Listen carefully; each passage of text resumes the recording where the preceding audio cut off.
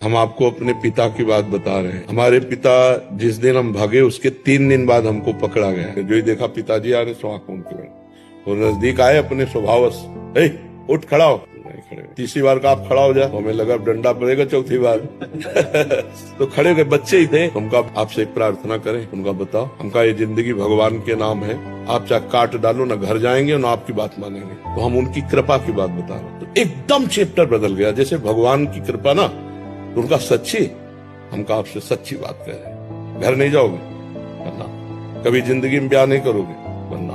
बोले खड़े हो जाओ, खड़े हो। ऐसे छाती से लगाया, कहा राम राम राम 3 बार ऐसे छाती से राम राम राम ऐसे कहा।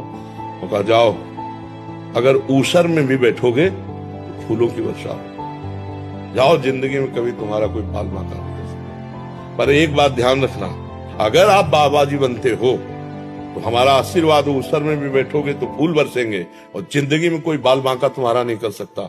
और अगर कहीं किसी की बहन बेटी देखी तो फिर तो हमका जिंदगी में आप इस बात को कभी नहीं सुनोगे। तो वो तो पधार गए, कई वर्ष हो गए उनको पधारे हुए, पर उनका आशीर्वाद, माता पिता का आशीर्वाद भगवान का आशीर्वाद होता है।